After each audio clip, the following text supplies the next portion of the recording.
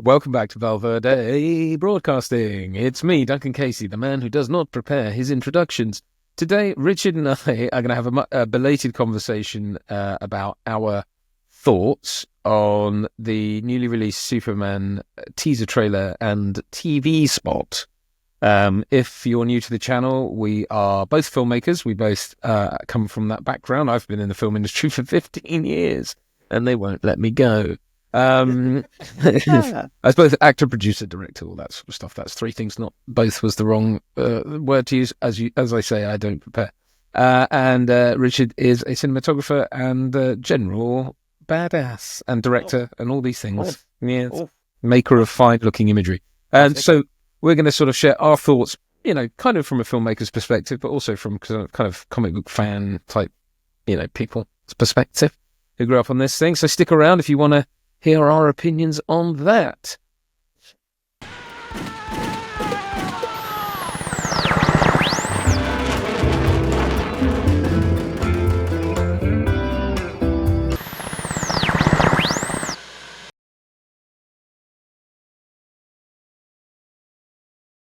Okay, so the teaser trailer dropped a little while ago. I shared a sort of 1 minute short, which you can find on the channel if you really don't want to sit through this. You can get my thoughts in 60 seconds or less. But we're not good self-promoters, are we? We're really not, though. I explain why my career has sort of, languished where it has for the last... Anyway. So I did check it out when it dropped. And also they've released a TV spot, which seems like... I always thought they did that in the run-up to the release, not... I guess it's because it's Super Bowl time is all I can think, because normally it's in the run up to the thing, because it's the little short blast you get on telly the week before it comes out. But no, you pig, have your 6 month early TV spot, you animal. Yeah. So what did you, Richard Jackson, think of Superman? For it is not called Superman Legacy anymore, is it? It's called just Superman, which is good. We're going to talk about Fantastic Four first steps in a little bit, but in a different video. But I just superfluous subtitles do nothing for me. It's a bit like Requiem or whatever. Like, I think if we know anything, it's that it's a new reboot of Superman. So that's fine. I thought it was great, Duncan Casey. I thought it was fantastic. I have craved the poppy kind of 60s-ish style cosmic balls out Superman. I think I said that on our speculation video. They've gone straight in with Mr. Terrific and Crypto and some kind of kaiju, and just like we've never had the full bore Silver Age crazy Superman in a live action movie before. It's always been relatively grounded, even though I fully admit the Zack Snyder stuff steered off into that by doing Darkseid, but we never really got to see it, and it was kind of joyless and dour. And this looks bright and colourful and poppy, and I'm here for it. It looks lovely. I look forward to it greatly.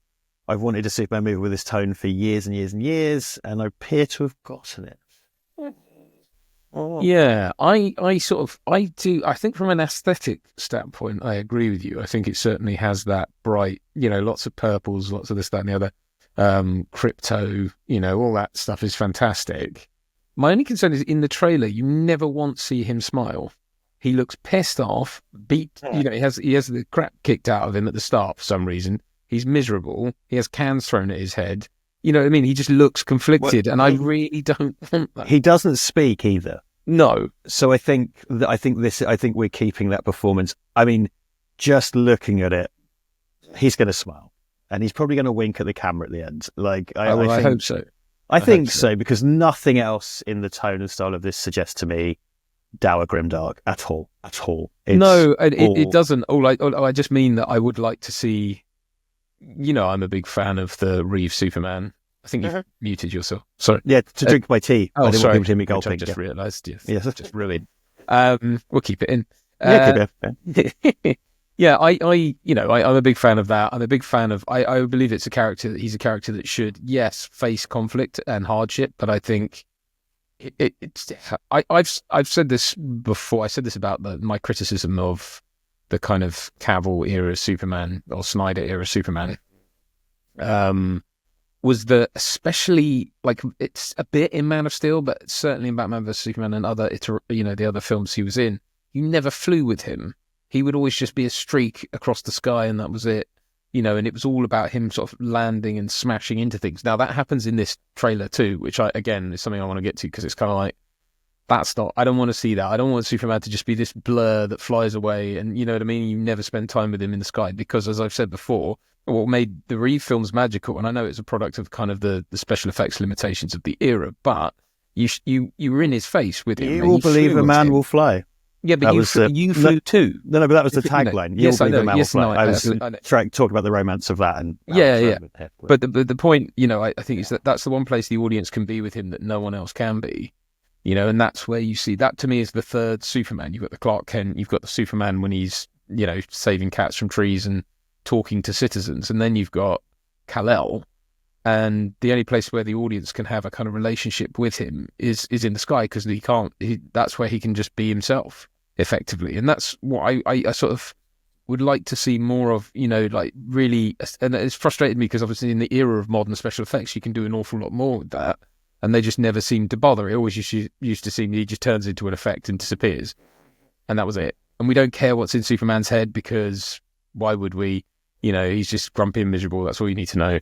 And I don't think this is that. And the TV spot has that thing in his face. Yeah, he does.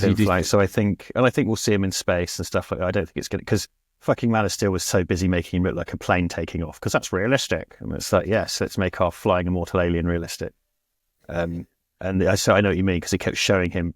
And even when you did see him fly Man of Steel, and this is one of my he just looked like an angry psychopath. He had this kind of like scowl on all the time, and it was like, or like when we first learned to fly, the camera was right in his face, and that always wound me up about that film. It's like the camera's right here. It's like you couldn't put a bit of distance between you and him. I mean, given it, but it was right in his face, and he was sort of like you say, he had that grin on his face, like he just discovered, how to murder people. It's a Jack Nicholson in The Shining face that he did, which wasn't very. Which Henry Cavill is more than capable of being kind of charming and warm. He's very good at it, in actual fact. So I don't know if that's on him. I just think there's not a lot to see here, but just from the rest of it, the kind of poppy colours, I don't think it's going to be that. I could be wrong. That would suck, but I don't think it's going to be that dour kind of grimdark tone. No, it doesn't seem that. Like I say, it doesn't seem that way, but it does seem like they're putting Superman in a very conflicted place. Well, so, I kind of wonder if they're just leaning into that for the trailer to keep all the whiny babies happy. You know what I mean? Like, it could be that. It's very telling to me that they haven't. I mean, nobody gets any dialogue in it, do they? There is dialogue. I think there's dialogue in the TV spot from Lois Lane, but it's like a voiceover. Yeah, okay. So there's not. So I mean, and you haven't heard, and it's the same for like Nicholas Holt and basically everyone else. Like no one else gets. Actually, to be fair, Superman does speak in it, doesn't he? He says, "Crypto, home, take me home," and that's it. That is correct. You're right. You are right. Yeah, he does. But again, it's not a lot to go on. And he whistles. And he whistles well. I mean, that's vocalising. That's right. That's technically vocalised. I think it looks really fun. I'm particularly.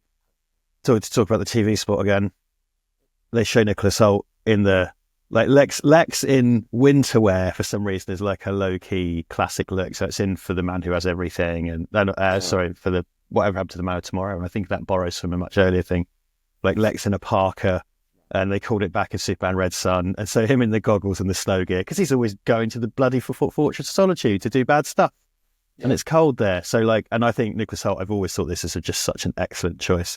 Does look great. He really does. Yeah, very cool. And as he looks like the Brian Bolland Lex. It's just got a really classic Lex profile.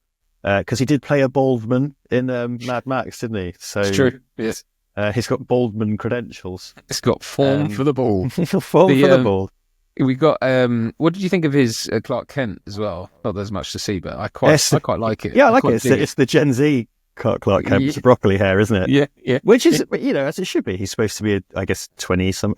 He's normal. It's like the Jesus thing, isn't he? He hits Metropolis, like I think, when he's like or something. Yeah, he's supposed to kind of appear in Metropolis when he's about 30. So let's assume it's a Jesus type thing. Yeah. So he's a kind of Gen Z-ish, and that's it's 2025. We're old, and he's kind of bumbling around and stuff, and It looks like Clark Kent is in it, crucially, which is more you can say about Man of Steel. You know, so yeah, I don't know. Like it's in a lot of ways, it's hard to have too much opinion about seeing the same pieces moved around the board again.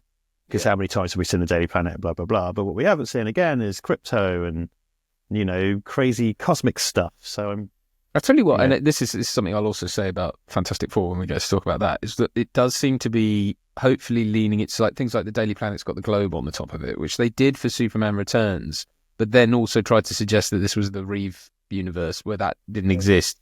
You know, that kind of thing. It's like things that are put in for cursory reasons. Certainly that was very true of the Snyder films. You know, it was like imagery for the sake of it, with no any kind of subtext, or there was no sort of underlying reason for it. It was just there, like Batman with a sniper rifle and that kind of thing. So if you know, it does seem of a piece. And if, like you say, if you're just going to lean into the crypto, they released that. I think it was an official image, wasn't it? Of Superman sat on the moon with crypto, looking at the. I think that was a poster or something. Poster, which is great. Yeah. Again, a statement of intent. Speaking of statements of intent, here we go. I know what you're going to say. Dear, it's about music. It is. Yeah. So that's that, not because I think you're predictable. It's because I would have couched it as well. Yes. There's the sort of electric guitar version of the Williams theme, which is that. Are they doing that? Are they using the Williams theme or not? Because they did like a motion poster that had music that had this as well. I mean, I guess so. I mean, this is so hard. I really thought I really liked the Man of Steel theme. Yeah, I thought it was really lovely, and that was credit where it's due. That was an attempt to do its own thing, which is a very laudable thing. But also, it's very hard to top that, isn't it? I mean, you don't get as many people, because there was, I think it's George Reeves had quite a distinctive theme, but it's not as well remembered. You know, I think when I was a kid, you'd still kind of something like that, isn't it? Like there's the cartoon. There was the what was it? The Fleischer cartoons had. Oh, that's it. The Fleischer. That theme. But yeah, I mean, the Superman theme became synonymous with anything superhero, right? Anytime, even in Superman itself, Superman 3, when Gus rips his shirt open and goes, da, da, da, da, it's like you literally just hummed the theme tune. Superman 3, the best Superman. Yes, it's the strap line that no one talks about. Although, no, I think the first one's the best, personally. No, fair. But, because Danny Elfman used it, didn't he, when he did, when the Justice League score. Presumably backed a truck of money up to his house to do that. Yeah. It's very difficult, because, I mean, I think it's kind of a poison chalice, isn't it? I mean, could you imagine, I find it quite funny that obviously we have to move on from John Williams doing Star Wars, because John Williams is 90 something, is he not? And also you can't wheel him out for every fucking TV show you do. Yeah. So someone, you know, they've had different, like Michael Giacchino, I think, did Rogue One, and Michael Giacchino, I think is great, but the Rogue One music sounded like library music knockoffs of Star Wars themes. And you know, can you imagine? We need you to do something better than the Superman theme. It's like being asked to rescore Indiana Jones. So I don't blame them too much. And you know, I always get excited when I hear that melody. It's an amazing piece of music. So it's tricky. The suite, you know, the opening. Because again, I mean, that was that sort of dun dun dun dun. That thing, that build, you can't beat that really, and it's so sort of ingrained in the character now. But it is, the problem with it is that if you're going to do something completely different, it's then very hard to sort of find musically being reminded of a totally different. I don't know. I mean, I suppose it's like the Bond theme, isn't it? I guess. Yeah, that's it. And there are different variations upon the Bond theme, and this is someone else's variation because it's the electric guitar thing, so it's a bit different. I think it's a bit. I think the Bond theme is a good example because it's been retooled so many times. I think we just have to accept that Superman's music. It's like, you know, by all means, I think someone may come along one day and do something better, and that person might be trying to do something better. Do you know what I mean? I see Zimmer's version actually working. I'm not that I've seen this film, of course, but given the world and the kind of a bit more, you know, that almost would fit, I think, better with this, because it has that it's built around hope, isn't it? Hope was this symbol of hope, everything. So it has that kind of uplifting. And Zimmer said, you know, having written for Batman the sort of 2-note motif, he was trying to write that sort of dun dun, like going up. It was his 2-note motif, whereas for Batman, Or was it the way around? Kind of a And then, of major course, key type thing. But... Zimmer kind of had to then do another Batman theme when Batman versus did Superman. Yeah. But and I think that would work. I do like that theme, and I think it probably stands alongside the Williams theme. Not that it's better, but that it's sort of, or even as good. But I think it stands out as probably this. I'd say you were the second best theme, which is which is still high praise. That's high praise, and I think that I really think that theme, because there's a trailer version of that theme, which which is the best version, I think, that you could listen to, and I was just like, and that made me think, oh, this actually is like an inspiring film about hope. And then I watched it, so like that lovely effervescent theme is totally at odds with the lumpy sludge of the film that we got, in my view.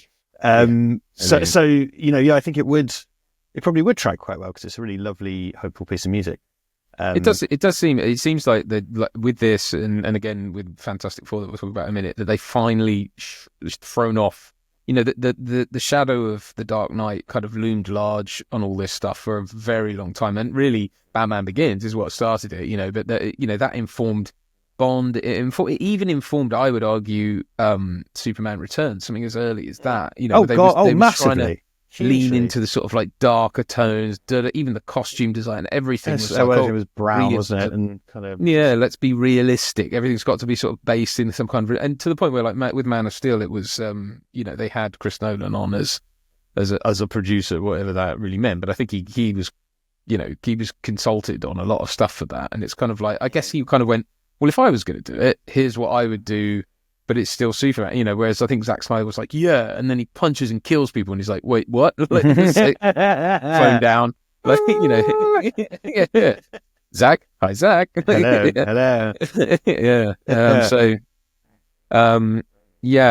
But I do like the world looks very, especially the Daily Planet stuff. I guess we should talk about, is it Rachel Brosnahan or whatever her name is, who's playing Lois Lane? Sure. Well, it's a bit like him, because you've seen David Corenswet and something, and I haven't. And it's Hollywood, the TV show. Yeah. I mean, there are people good. I haven't heard of. That's good. I'm all right with that. No baggage, and then you cast names around them. So yeah, I'm fine with that. I'm sure she's going to be great. I don't know. I certainly can't tell from a trailer where she doesn't speak. So yeah, I'm just going to I will let the proof be in the pudding for those things. I mean, he certainly looks the part. As does she. So God knows we've been through Lois's and Clark's over the years. Yeah, true. I mean, it's almost more than it's that pairing has become so classic nowadays. It's kind of more than like Bond and I guess Moneypenny or something. It's like it's.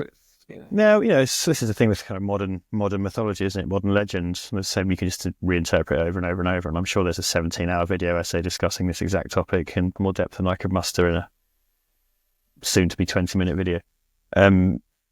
So yeah, I don't know. I mean, I get things such as, I think the Nick Holt casting is brilliant, and I do like Nathan Fillion being Guy Gardner is good, because Guy Gardner's a dick, and like I could see Nathan Fillion being really good at that. He could do a really funny kind of dickish Guy Gardner. And there's a few others, like Mr. Terrific and Hawk Girl, and what appears to be a version of Ultraman, as far as anyone can tell, the black suited guy. Yeah, he does have a U on him, so I hope, because he looks like Doomsday. When Doomsday first turns up in the kind of bodysuit before all his clothes get ripped off, and he's got kind of the little goggles, and it's just kind of a form before you realise he's made out of thorny protrusions.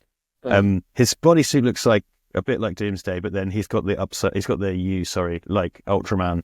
Yeah, so I don't know what that is. And there's that sort of, there's a brief shot of a guy that looks a bit like he's out of Game of Thrones or something, some sort of alien-looking guy. Yeah, which is weird. What was that all about? I didn't know what that was. Someone suggested as well that because if you look closer at the costumes for Guy Gardner, Hawk Girl, and even Ultraman when he kind of looks like a man, they all look like a uniform, and there's a suggestion that they might all be, that there's this kind of theme that like superheroes are kind of branded. That's why they've chosen Guy Gardner, because he was a bit more. I kind of like, he's like the worst Green Lantern, right? Because he's not, but he's the outlier that people tend not to like in universe. I mean, Yeah, I think, oh man, like there's some kind of storyline where apparently that's the case. So it might be cribbing from that. I'm not terribly au fait with much DC stuff, but it seemed, yeah, I think it's called like, when it's called like Justice League International or something, it's when they're corporatized. Yeah, So maybe. I don't really know what's going on there, but Yeah, because they're wearing that green, white, and black get up, aren't they? All of them. Mr. Terrific as well. They're all. Yeah. yeah, Yeah. So I don't know. We can speculate all day with our speculation speculum. What a horrible image. Yes, but anyway. I think it looks good. Yeah, I do too. I mean, I'm up for it. I'm up for it. You know, which is not something I would have probably said. You know, I think if it had shown any signs of being more of the same, I think I would have. You know. Yeah. Oh God. Yeah. No, it needed a huge change direction, and it's got that. So whether or not it'll be good, I don't know. It looks good. It's kind of what I'm asking for, I think. And I will go and see it on that basis, because imagine going to the cinema to see a good Superman film. Yeah. That's new. Wouldn't that be nice? One that isn't a retrospective of a 40, 50-year-old movie. Yeah, for sure. Okay, good. Well, I think that brings us about to a close. Thank you all for sticking around and for listening. If you're new here, we try to do these on the reg. Don't always, but we try. And it's nice to chat. We are trying to bring the channel back into some kind of regularity. The fiber gel of I don't know. Let's stop torturing metaphors. Thank you very much. Yes, do please like and subscribe. Chuck us a comment. Let us know what you thought of the Superman trailer down below. And we'll see you again soon for some more of this. Bye. Bye.